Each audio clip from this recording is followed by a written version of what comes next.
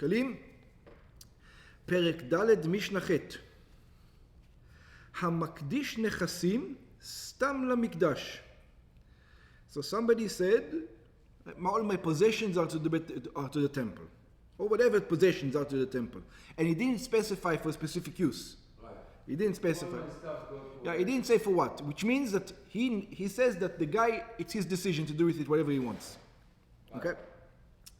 והיו בהם דברים ראויים על גבי מזבח. But some of the things were befitting to bring on the altar. Not sacrifices, not sheep and cows. We're talking about other things. Which are the things that you can bring on the altar? Like what? Kegon, for example, yenot, wines, הראויים לנסחים. You can use it to pour on the mizbeach for נסחים. שמנים, oils.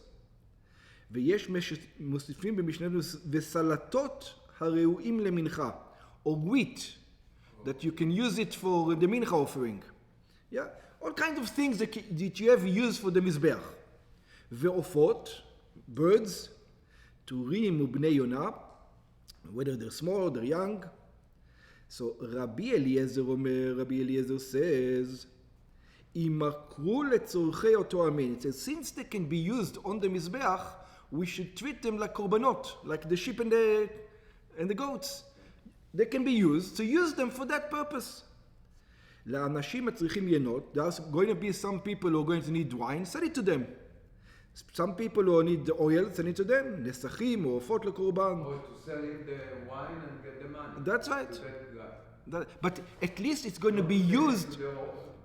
Don't sell it on the market and take the money. Sell it to the specific person who's going to bring that specific wine to the temple. You know, keep it holy. Keep it holy. Don't mundane it. ויביא בדמיהם עולם. And then what are you going to do with the money that comes in? Bring with that money olot. Probably for kitzei המזבח. We're talking about. Or olot means just an olah. בירושלמי מבאר טעמו שנאמר, ירושלמי explains his reasoning. See, because it says, לכל נדריהם ולכל נדבותם אשר יקריבו להשם לעולה. It says, all the charitable, נדרים, all the נדבות, that they're going to bring to God as an עולה. כל מה שהם נודרים ומתנדבים, מדברים אשר יקריבו להשם. So it says, anything that they're going to give as a charitable donation from things that do come down to God, which means הראויים להיקרב, like the wine and the things, אפילו ינות ושמנים וסלטות, even wine, oil, and wheat. יהיו לעולה. That's going to be as a sacrifice. יכול יקריב בדיהם גם עולת העוף. Maybe you can use it also for pigeons, for example, מצורע and all the other things. או באם הקדיש עוף יקריבנו עולה. Or if the person brought a pigeon, he is allowed to bring it as a burnt offering. Maybe he can bring the pigeon as a burnt offering. תלמוד לומר, בבקר, בכסבים ובעזים. It says no. Which ones you can use it as an olah? Only if it's sheep, cattle, or goats.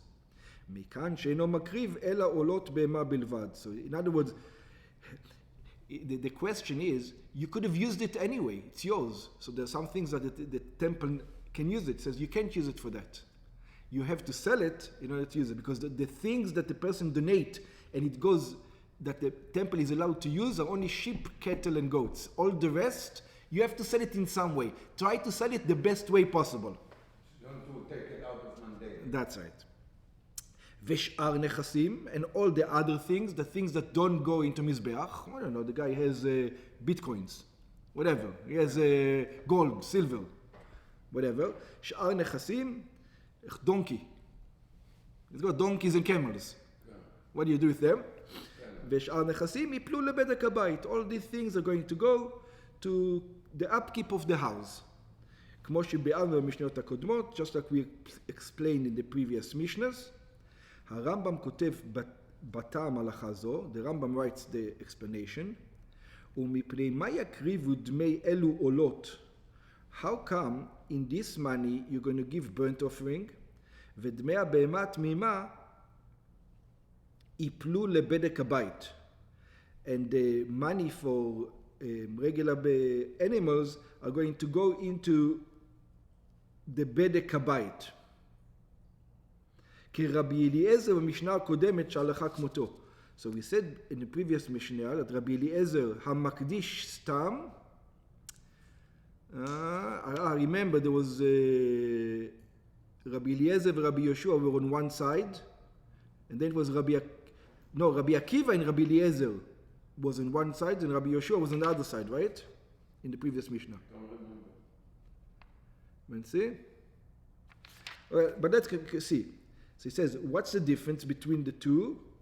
לפי שהבהמה הקדושה, an animal which is holy, למזבח, you can bring it on the מזבח, אם נפל במום, it says an animal, it says, the question is, why, here he just told us the halacha. The halacha is like if you donate a sheep, you can bring it a burnt offering.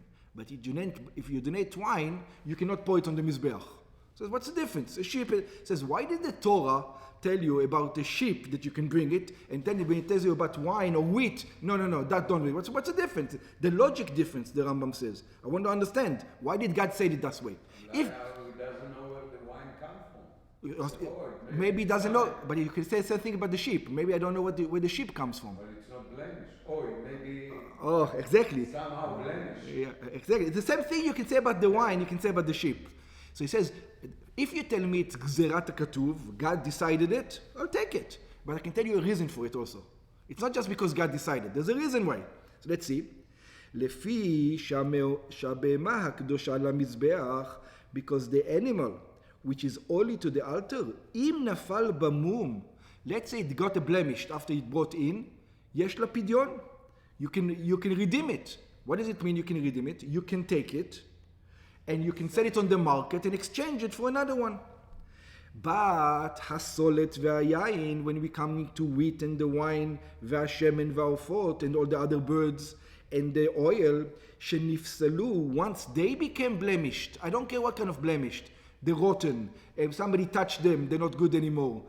Once they have a blemish, en lahem pidyon. You cannot redeem them. It says that's why there's the difference.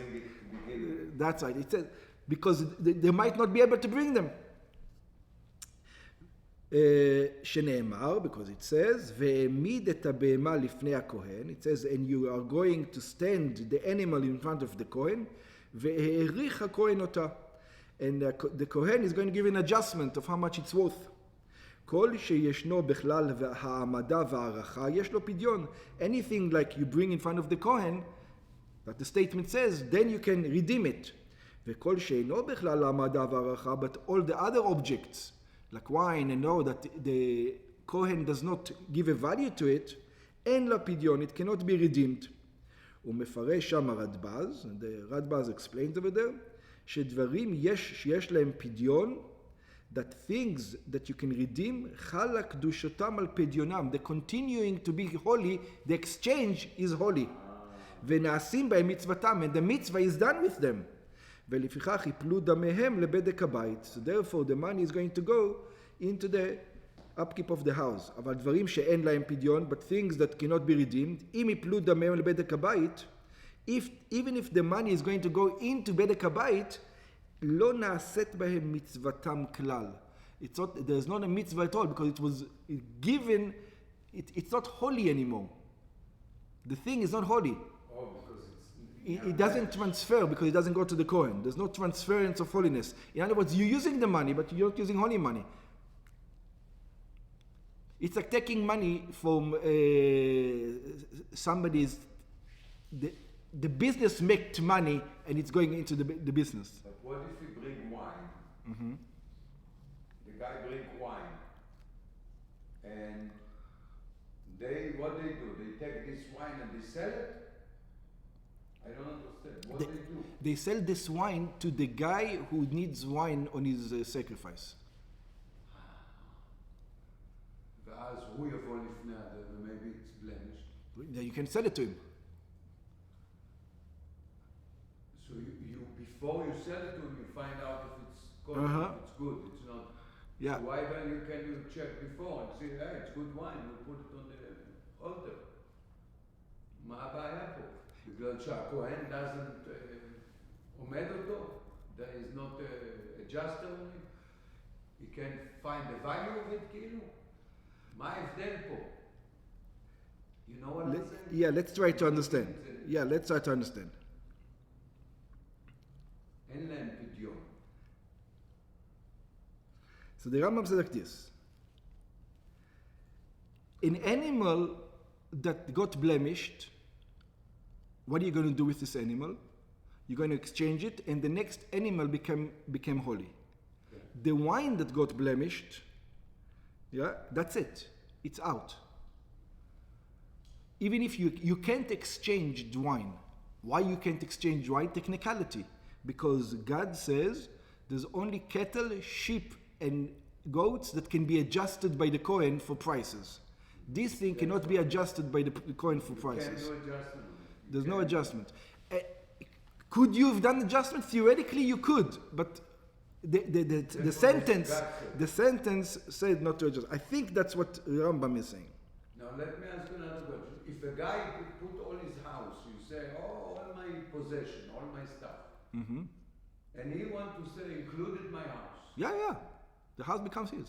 The house too. Yeah, you sell it to the market. The Kohen. Because the house after 50 years, you know, Shnat Yovel, it can go back to the owner. I don't know. Here. I don't know. The Beit HaMikdash take it? I think so. Yeah. Completely. I think so. Yeah. I wonder if they can sell it then. They do. I think that's what they do. As it can go to a different tribe? Yeah. It could. I think so. Okay. Of course. Once it becomes to the temple, it becomes, or maybe it doesn't really become to a different tribe because it belongs to the temple. I don't know if they can sell it forever. Maybe they can sell it for 50 years, and every 50 years it goes back to the temple. To the temple. So it doesn't really become a different tribe. The dependents start to have possession that, okay, you want a property, I have a property 50 years. Yeah, it's like the church in England. כן, ליס, נותנים להם ליסים והם משלמים לבית המקדש. Yeah. It's like the church, exactly like the church owns land in England. It's the same way. It stays in בית המקדש, this land. Yeah. It doesn't go away from בית המקדש. I think so. But I'm not sure. I don't know what it was.